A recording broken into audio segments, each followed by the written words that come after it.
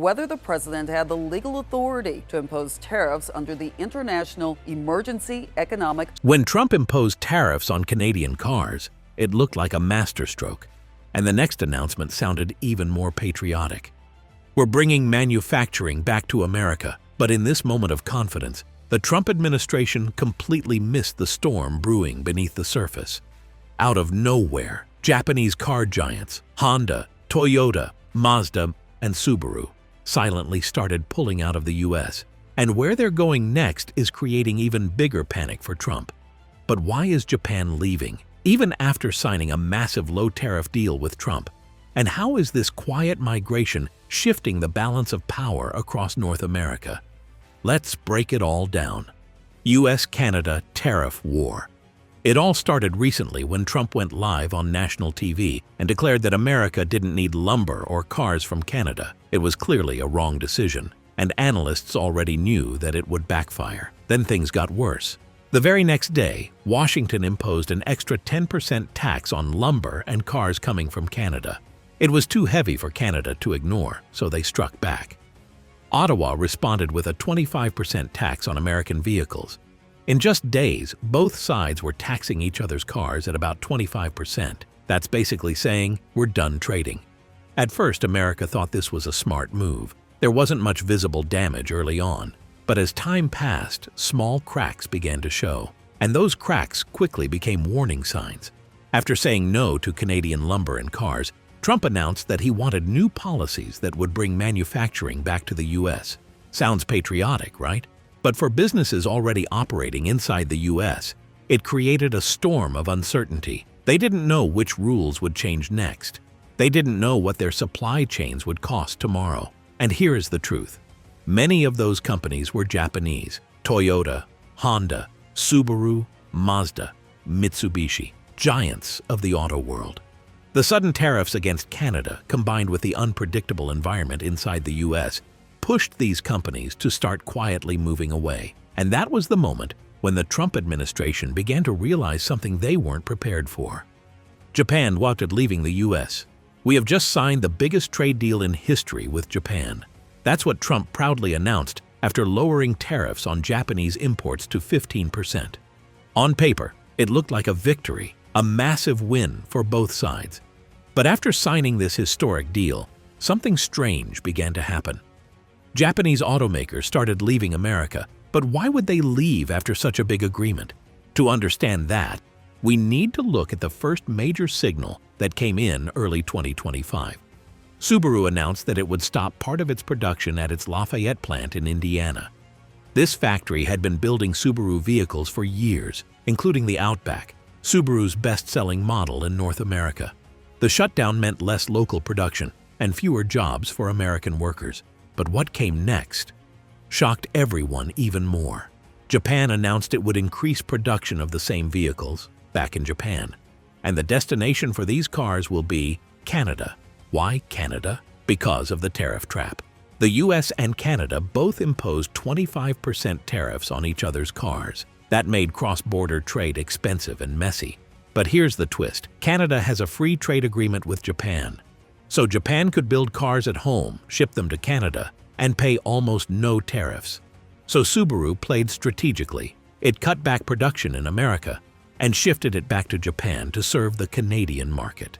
And the change showed up almost immediately. Within a single week, Subaru reduced imports from the US to Canada from 26% down to just 10%. This wasn't just a business decision. It was the first clear sign of the consequences America never expected. A quiet exit had begun. The ripple effect. Cars are the backbone of Japan's economy.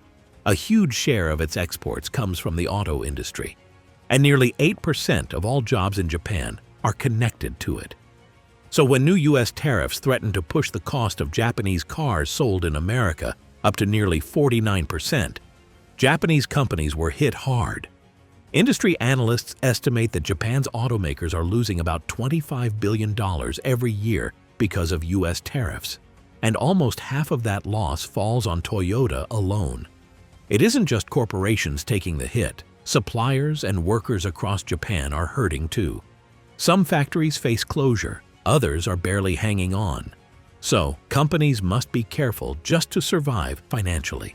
That is why Subaru made its move. It was obvious, but it wasn't alone. Soon, Toyota, Honda, Mazda, and Mitsubishi also began quietly shifting production, logistics, and even research toward Canada. But why Canada? Because its rules are stable. No sudden tariff shocks, no unpredictable policy swings.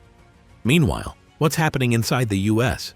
American consumers are the first to feel the pain. Prices are rising. Why? Because even cars built inside the US rely heavily on imported parts. Tariffs make those parts more expensive, and the final price of every vehicle rises. Even basic items like tires, brake pads, and oil filters are getting costly. Supply chains are being shaken. Some manufacturers have already delayed or canceled planned investments in the US because the environment feels too risky. And here's the bigger picture. This shift isn't only about cars. Electronics, renewable energy companies, and high-tech manufacturers are watching closely. A growing number of them are now considering moving operations to Canada as well. So while all this chaos unfolds inside the US, another country is quietly winning it all. Canada, the silent winner. Since the tariff war began, Canada has quietly become a rising power in North America. And there's a deep reason behind it. Canada's policy has been stable and predictable. While the US swings between tariffs, threats, and noisy politics, Canada offers a steady rulebook, open trade, and clear investment signals. That reliability is attracting global companies that don't want to wake up one morning to surprise taxes. Japan is doing the same. Japan sees Canada as a long-term partner, and the two are linked by a free trade deal that gives many goods moving between Canada and Japan duty-free access. And there's more. Canada has become the back door to the US market. What that means is, even though America is the largest market, the path to reach it now runs through Canada. In effect, while the US door looks unpredictable and expensive, Canada's door is open wide. That's the big tension for America. It's supposed to be the manufacturing powerhouse. Yet because of unstable rules in the US, companies are finding Canada more appealing. And if this shift continues, the American dream will become even more distant. America pays the price. Imposing extra tariffs to protect local markets is a smart strategy. In theory, it supports domestic manufacturers and keeps foreign competition at bay. But for America, things haven't unfolded the way those proud announcements promised. And this isn't even new. Back in the 1980s, when the USA imposed extra tariffs on Japanese car imports, companies like Honda and Toyota simply avoided the pressure by building plants in Canada instead. So the US didn't really bring manufacturing home, it just pushed it across the border. And now, under Trump, the same story is repeating. The goal this time was similar: bring manufacturing back to America, protect US jobs, and give local car makers an edge. But reality turned out very differently.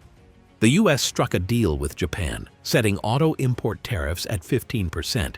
But in a surprising twist, American automakers believe they're the ones who ended up at a disadvantage. But why? It's because they still face higher tariffs on steel, aluminum, and imported parts. So while foreign automakers get cleaner access to the US market, American companies pay more just to build a car. And consumers? They're hit too. Because when the tariffs rise, the cost of imported vehicles and their parts goes up as well. Analysts even estimate that new car demand in the US could drop by 15 to 20% in 2025 because of these higher prices. But here's the twist. Even cars assembled in America rely heavily on foreign parts. And when foreign companies shift production or supply chains away, America risks losing more than just market share. It risks losing the very jobs it was trying to protect. The integrated US-Mexico-Canada auto ecosystem starts to shake. Plants become less viable, and local economies weaken. So here we are. If tariffs remain high and unpredictable, automotive investment will keep moving away from the US or stay on hold. This hurts new jobs and slows industrial activity. US automakers and suppliers will then try to localize more of their supply chains to avoid foreign tariffs. But that takes time and stability. Meanwhile, consumers suffer too. If new cars get too expensive, people delay buying or switch to used cars. That weakens the overall market. All of this makes one thing clear. Investment happens only when there is stability and certainty, not when policies shift overnight and no one knows what comes next. So, what do you think? Are tariffs actually protecting American industries or hurting them back? Drop your thoughts in the comments below. If you like this video, ensure you give it a thumbs up. Also, consider subscribing to the channel if you haven't already, because we will be uploading more crazy stories like this one in the coming weeks. Until then, see ya!